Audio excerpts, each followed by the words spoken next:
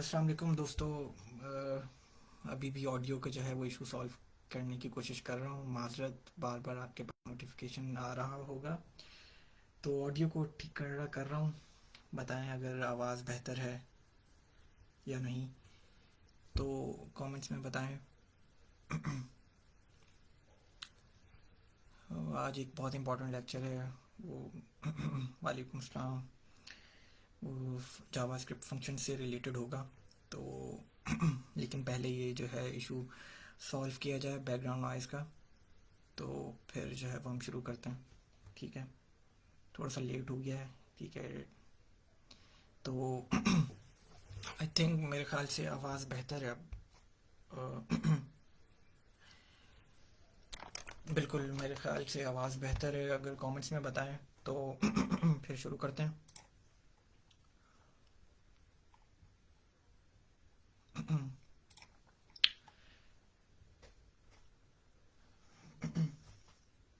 बाकी एक एरर्स के ऊपर भी बात करेंगे हम। ठीक है, और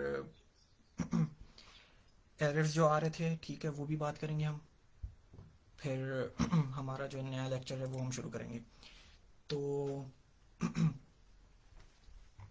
यार, सबसे पहले एरर्स के ऊपर बताता चला जाऊँ, ये कि बहुत से लोग जो है ना सिंटेक्स एरर कर रहे थे। कि सिंटेक्स एरर अगेन वही कि प्रॉपर्टी ऑब्जेक्ट्स के अंदर होती है प्रॉपर्टी।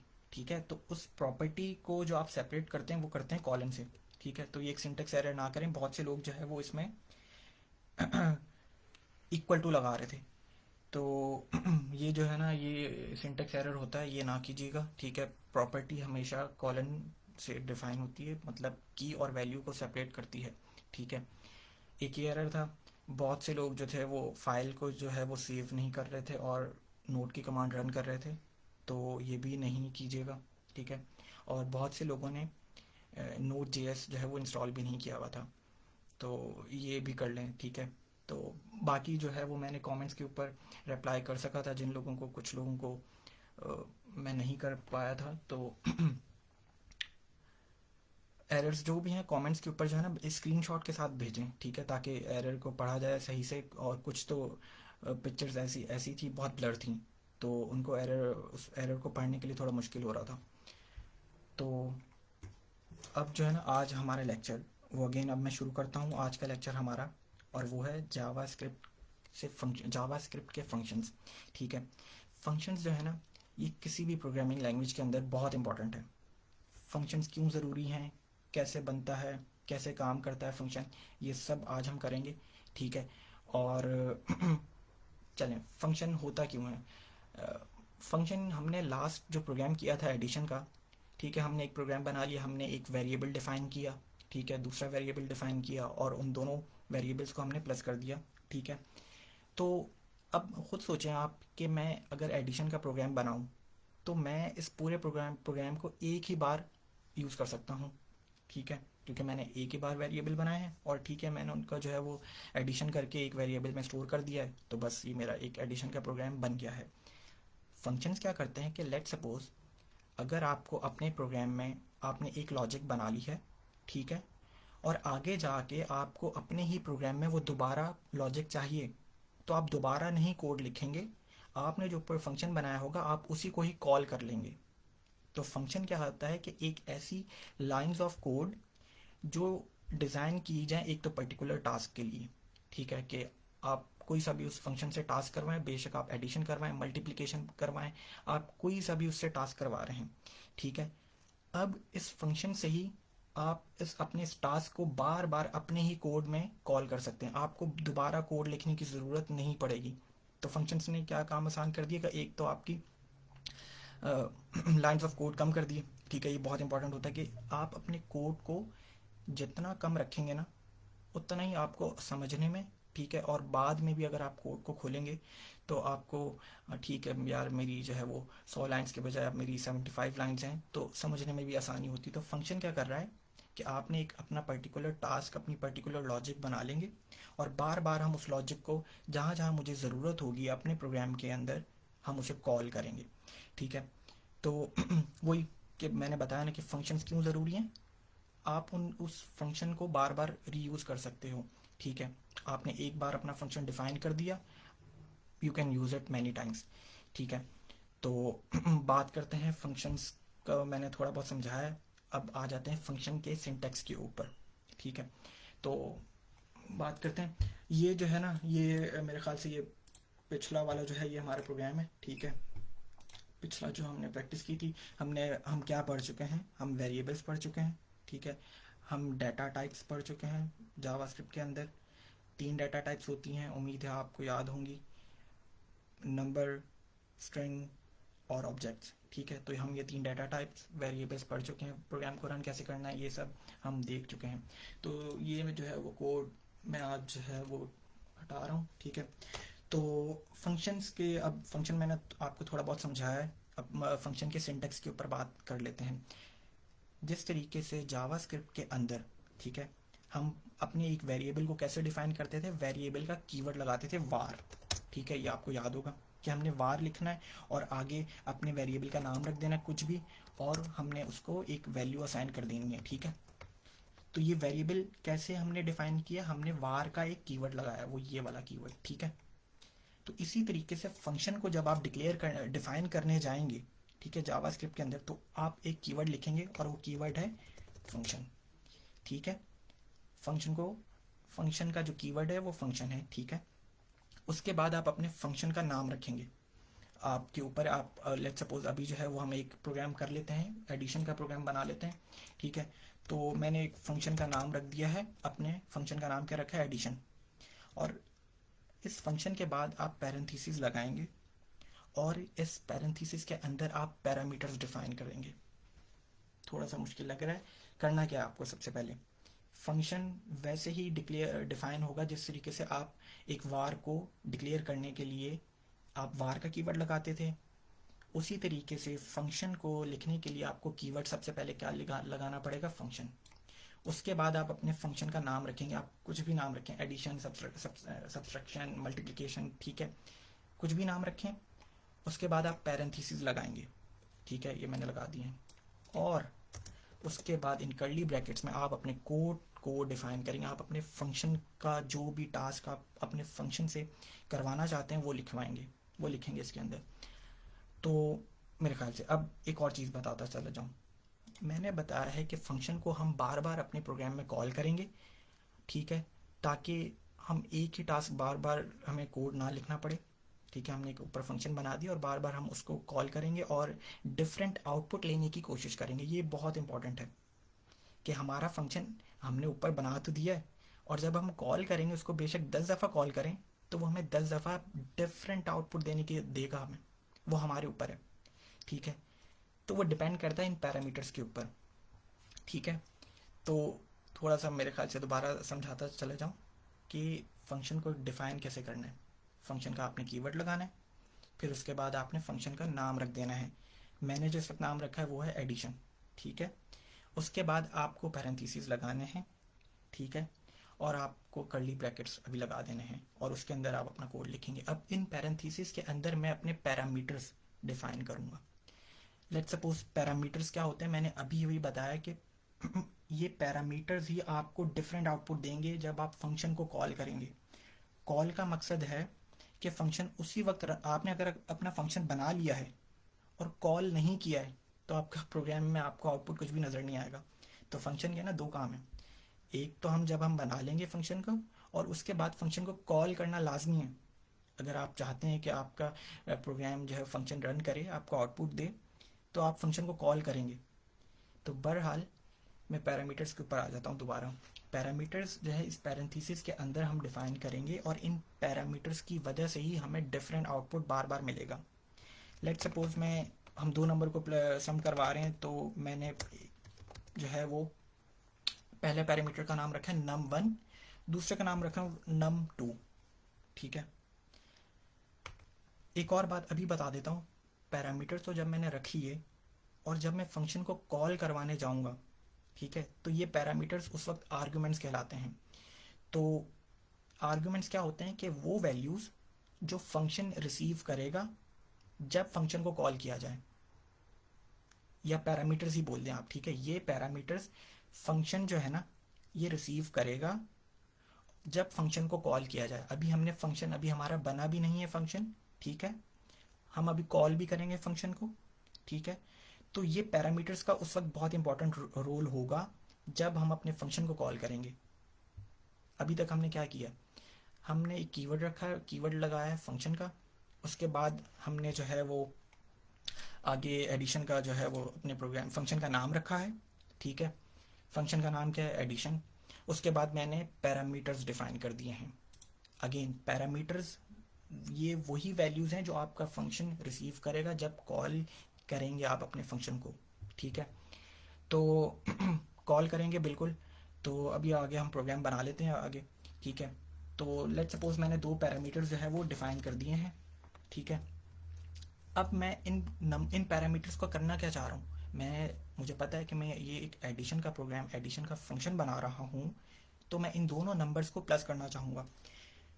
तो मैं क्या करता हूँ, एक वेरिएबल बना लेता हूँ, ठीक है, और रिजल्ट इज इक्वल टू ये जो पैरामीटर्स है ना num1, मैं इनको ऐड करवा लेता हूँ, ठीक है।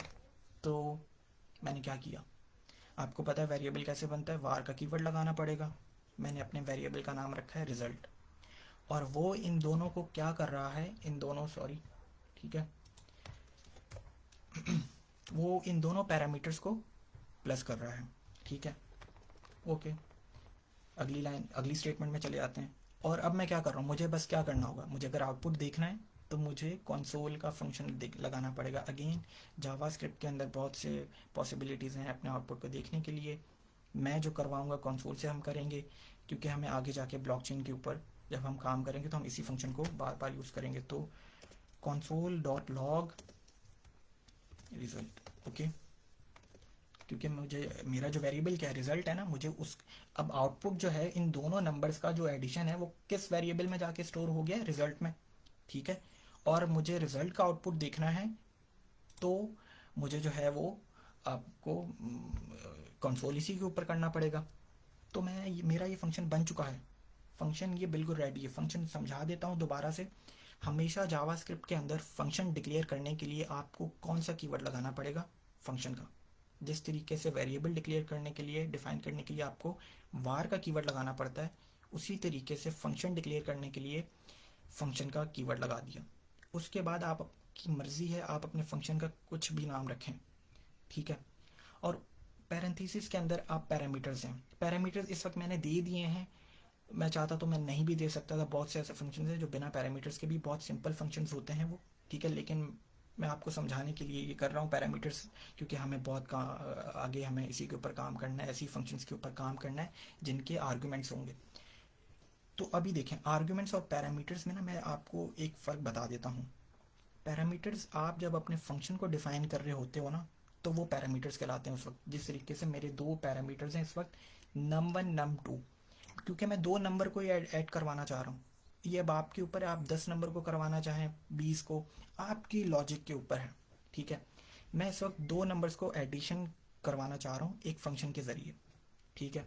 तो पैरामीटर्स क्या होता है, जब आप फंक्शन डिफाइन कर लिया है आपने, ये पूरा फंक्शन बन चुका है, तो ये पैरामीटर्स कहलाएंगे। और यही पैरामीटर्स आर्ग्यूमेंट्स कब बन जाएंगे, जब आप अपने फंक्शन को कॉल करेंगे। क्योंकि मैंने बताया फंक्शन आपने बना लिया, अब आपका ये फंक्शन आपको डिफरेंट आउटपुट देगा, आप जहाँ जहाँ इस फंक्शन को कॉल करवाना चाहो अपने प्रोग्राम में, ठीक है। तो डिफरेंट आउटपुट कब देगा, जब आप इसमें डिफरेंट आर्ग्यूमेंट्स पुट करेंगे। कैसे, अब मैं करवाना जा रहा हूँ, बहुत इंपॉर्टेंट, फंक्शन बना लिया। फंक्शन का दूसरा काम क्या है, मैंने पहले बताया है अभी, कि फंक्शन बनाने के बाद जब तक आप उसे कॉल नहीं करेंगे वो प्रोग्राम आपका रन नहीं होना, ठीक है। आपको आउटपुट ही नज़र नहीं आएगा। तो मैं क्या कर रहा हूँ, मैं अपने फंक्शन को कॉल करवाने जा रहा हूँ। और अब मैं अगर अपने फंक्शन को कॉल करवाता हूँ, कैसे करवाता हूँ, फंक्शन का नाम लिखकर, जो फंक्शन का नाम क्या है, एडिशन, ठीक है। और उसके बाद अब दोबारा आ जाएगा पैरामीटर्स का गेम, दोबारा आ जाएगा, ठीक है। तो अब ये पैरामीटर्स नहीं कहलाएंगे, अब ये आर्ग्यूमेंट्स हैं। देखें, num1 num कॉमा से पहले एक पैरामीटर है, कॉमा के बाद एक पैरामीटर है, ठीक है। तो लेट सपोज मैं यहाँ पे लिख देता हूँ, ठीक है। तो एलेक्सा स्टॉप, तो पहला जो है ये पैरामीटर है हमारा 5 आर्गुमेंट, और दूसरा जो है वो दूसरा पैरामीटर जो है आर्गुमेंट दे देता हूँ मैं। 2 नंबर दे दिए मैंने, एक 5 दे दिया और एक 25 दे दिया। ठीक है, ये मैंने क्या किया, ये मैंने अपने फंक्शन को कॉल किया। फंक्शन को कॉल करना बहुत ईजी है। फंक्शन को कॉल कैसे करना है, उसके नाम से कॉल करना है। उसका नाम क्या है, इस वक्त एडिशन है। और अगर फंक्शन के पास पैरामीटर्स हैं, पैरामीटर्स बिल्कुल हैं, 2 पैरामीटर्स हैं, ठीक है, num1 num2। ठीक है, तो अब आपको 2 पैरामीटर्स यहाँ पे डिफाइन करने पड़ेंगे। यहाँ पे ये आर्ग्यूमेंट्स कहलाते हैं। आर्ग्यूमेंट्स वही होता है जिसकी वजह से आपका फंक्शन आपको डिफरेंट आउटपुट देगा जब जब आप इसे कॉल करेंगे अपने प्रोग्राम में। ठीक है, तो मैंने बस कर लिया, मैंने अपना पहले फंक्शन बनाया है, ठीक है, उसे कॉल कर लिया है। अब हम इसे रन करके देखते हैं। ठीक है, तो रन करने की कमांड नोड लिखेंगे और हम उसी फाइल में। अच्छा, सबसे पहले एक और बात बताता चले जाऊँ, एक और भी एरर देखा था मैंने कि बहुत से लोग अपनी डायरेक्टरी में नहीं थे, उस सेम डायरेक्टरी में नहीं थे और प्रोग्राम को रन करवा रहे थे। डायरेक्टरी में जाने के लिए सिंपल आपने न्यू टर्मिनल कर देना है, वो आपको ऑटोमेटिकली आपको इस रूट की डायरेक्टरी में ले आएगा। ठीक है, बट जो इस वक्त हम जिस डायरेक्टरी में उसमें ले आएगा। तो प्रोग्राम रन करने का तरीका क्या है, नोड लिखेंगे, फाइल का नाम बेसिक, ठीक है, और एंटर कर देना है। तो मेरे प्रोग्राम का आउटपुट आ चुका है। एडिशन का 2 नंबर्स हैं, 5 और 25। इन दोनों का अगर मैं ऐड करूंगा तो मेरा प्रोग्राम क्या होना चाहिए, एडिशन के मुताबिक 30। तो ये एक हमने फंक्शन बनाया और हमने दोनों को जो है वो एक अब एक और चीज़ करते हैं। ठीक है, लेट्स सपोज मैं अपने फंक्शन में ही दोबारा इसे कॉल करवा रहा हूँ एक और बार फंक्शन को, लेकिन अब मैंने डिफरेंट 2 नंबर दे दिए। ठीक है, तो दोबारा इसको रन कर लेते हैं। तो देखें, एक ने 30 दिया, एक ने आउटपुट दिया 40। तो मैं फंक्शन का मकसद क्या था, आपने देखें कोड एक ही दफ़ा मेरा फंक्शन का बना हुआ है, लेकिन मैंने उस फंक्शन को कॉल 2 बार किया है और दोनों बार मेरे आउटपुट जो हैं वो डिफरेंट आए हैं। ठीक है, तो फंक्शन का मैंने शुरू में बताया क्या था कि यही यूज़ केस होता है कि आप बार बार अपने कोड के अंदर उस फंक्शन को कॉल कर सकते हैं और डिफरेंट आउटपुट ले सकते हैं।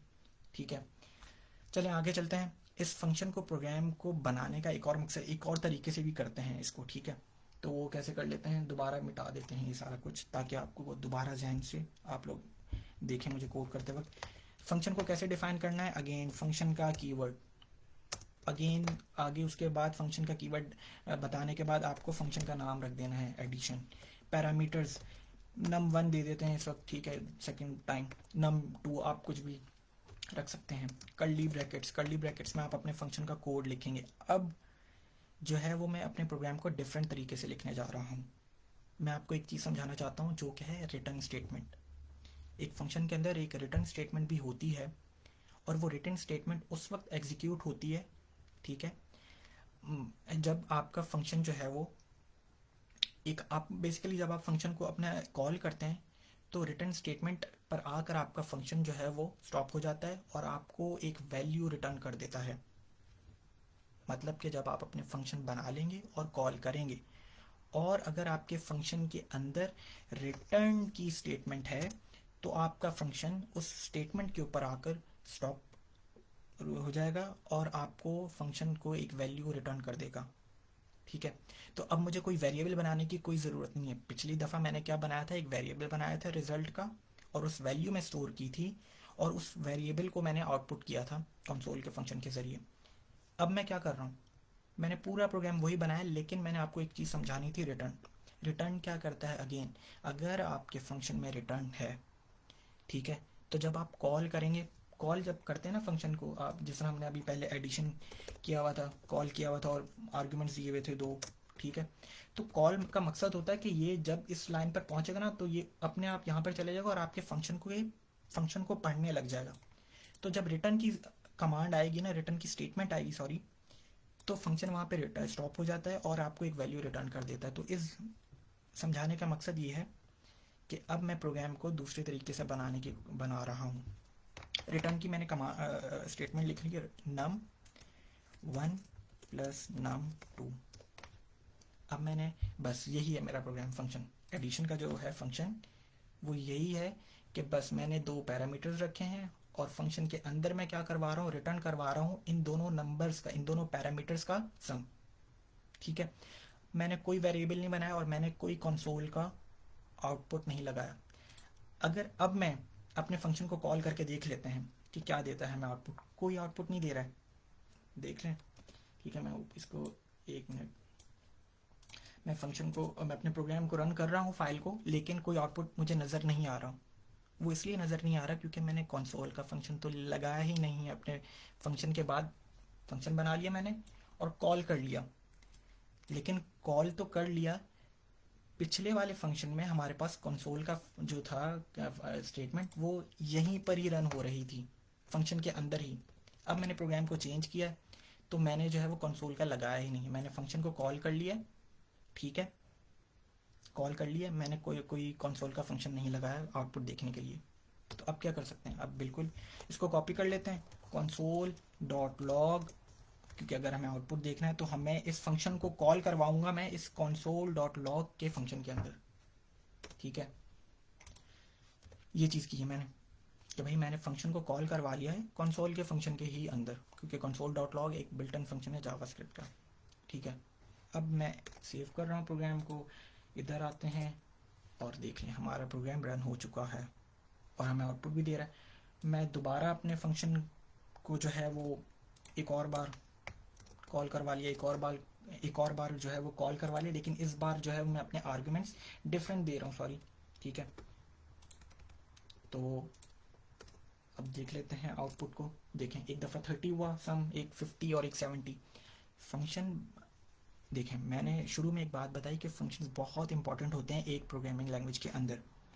वो इसलिए इंपॉर्टेंट होते हैं कि आप फंक्शन के कोड को आपने एक ही बार लिखा है, देख रहे हैं, लेकिन जब जब मैंने फंक्शन को कॉल किया है तो उसने मुझे डिफरेंट आउटपुट दिया है, डिफरेंट रिजल्ट दिया है।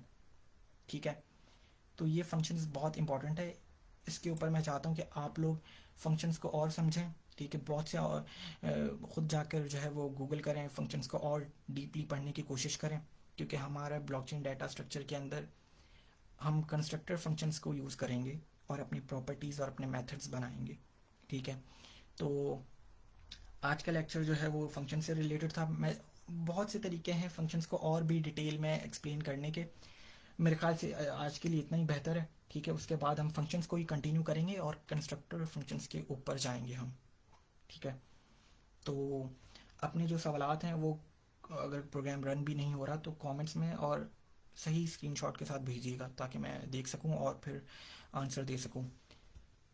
और बाकी मेरे ख्याल से पिछले लेक्चर्स के अंदर भी, अगर मेरे ख्याल से मैं कुछ कमेंट्स भी पढ़ लेता हूँ, पावर शेल के ऊपर भी कर सकते हो।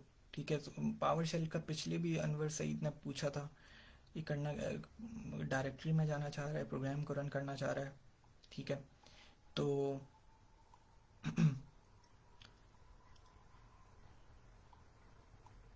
चलें, ठीक है, आज जो है वो लेक्चर को, इसको जो है वो हम फंक्शंस के, हमने फंक्शंस पढ़ा, फंक्शंस कैसे डिक्लेयर करते हैं, फंक्शंस कैसे कॉल करते हैं, वो हमने आज देखा।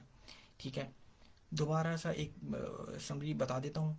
फंक्शन का जो कीवर्ड है वो फंक्शन होता है, उसके बाद नाम रखेंगे, उसके बाद पैरेंथेसिस में पैरामीटर्स आएंगे, और फिर हमारा फंक्शन का जो कोड है वो कर्ली ब्रैकेट्स के अंदर आएगा, और उसके बाद हम अपने फंक्शन को कॉल करेंगे। ठीक है, तो ये चीज़ है। और देखें, हमें डिफरेंट आउटपुट मिला है, डिफरेंट जब जब जब जब हमने अपने फंक्शन को कॉल किया है। ठीक है, तो चलें, आज के लिए लेक्चर के लिए इतना ही। नेक्स्ट लेक्चर में जो है वो हम यहीं से कंटिन्यू करेंगे। ख्याल रखिएगा अपना। ठीक है, और अल्लाह हाफिज़। चलें।